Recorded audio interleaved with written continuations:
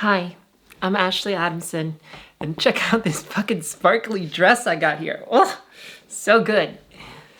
I got a text today from the guy that I was seeing, and he said, I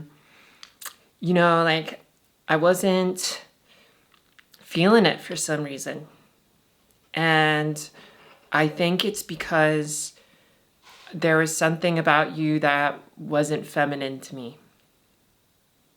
And it was why I didn't want to kiss you, and why I just wasn't feeling it.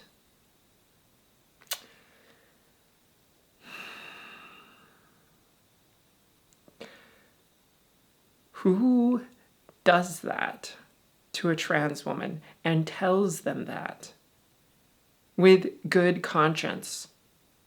Who even tells someone that? A cis person. Who even tells a cis person that? If I was, let's not use myself. If someone was gay and their partner said, sorry, you're not man enough for me, doesn't that sound like a dick move? Doesn't that sound like being an asshole? Yeah. And so my first reaction is, good riddance, bye. That's the worst, most terrible thing you could possibly say. Insensitive, has no empathy. Goodbye. I'm enraged by it. But there's also what did I do? Was there something that was wrong with, is there something wrong with me? What was it that caused him to see me in that way? Did I take an action that was masculine? Did I move in a certain way? Is it my body? Do you have these questions about yourself when sometimes you think about, am I feminine enough, or am I masculine enough? Or am I presenting in the way that I want to be seen? Are they seeing me in the way that I want them to see me? Or do they see my ugly curve or my knobbly knee or something that is too masculine or too feminine? Whatever is just like not fitting, the thing that you don't want to be seen as. Do you doubt yourself?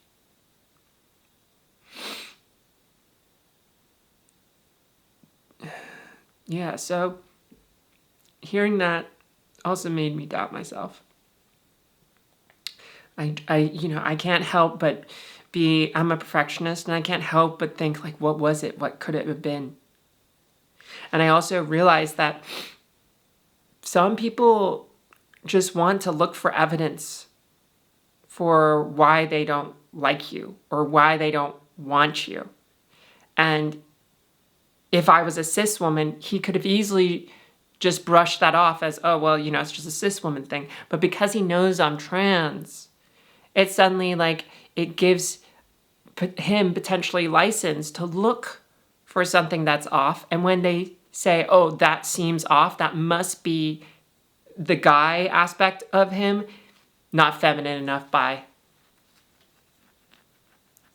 It's a dick move. And I think, like, this question, are you feminine enough? Are you masculine enough? Whatever the femininity, masculinity that you desire, that is something we all hold within us. Our own doubt questions us. And to have someone say it aloud as a accusing thing, or to say it as an out to why we shouldn't date or something, that's pressing pretty sensitive buttons. How would you feel if someone said that to you? You're not feminine enough, you're not masculine enough. How do you react to that? How does it make you feel? And what do you do with that? Now, instead of someone else saying it to you, what do you do when you say that to yourself? That's probably the trickiest part, because when you say it to yourself, you believe it. because it comes from a place of having license to exist within your mind because you already believe it on some level to allow it to exist. This is probably the trickiest thing about negative self-talk.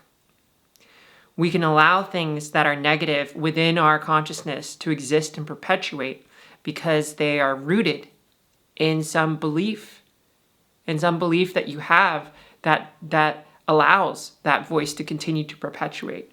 So we need to find ways. How do you find that way to uproot the belief, the story? Now, as a trans woman, it's pretty hard to uproot the story that I am a trans woman, that I come from a masculine frame, a masculine body, and that at one point I did identify as a male. To uproot that story, to get rid of the identity that I'm a trans woman, and to just say that I'm a woman, that takes more work. That takes more time to process. And that is one of my weakest points. And if you are trans, it's probably one of your weakest points too. Because how much do you believe your own narrative? Right? It's your narrative. And you're constructing it all the time. You're making sense of the world through it all the time. So how do we work through this? How do we make our way through this? Well, here's another way of looking at it. If your friend says that another person spoke to them in this way and said they were not man enough or woman enough or me, how do you feel about that person? Right? They're a dick, they're an asshole, they're just not worthy. You are valid. And maybe that's something that I want to say to you right now. You are valid. Let's overwrite that story of how you're not valid.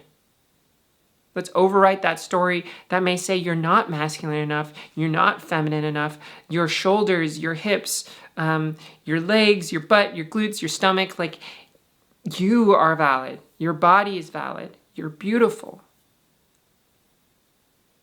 Sometimes we look for evidence outside ourselves to see that, and sometimes we get it and sometimes we don't. But you innately have something special within you. Everyone does. But that doesn't mean you don't have it as well. I'm going to sign off. I just want to say thank you. Thank you to my 32 patrons. Thank you so much for supporting me in giving me the consistency of knowing that I am supported and that I can support myself. And if you'd like to support me too, you can support me on Patreon. I've added additional support where you can now email me through Patreon, and I'm doing video check-ins with people that support me in the top tier. Thank you for joining me today, and please share this with someone if you feel like they need to see it. This is powerful work, deep work, and we should all be doing it. Thank you. Bye.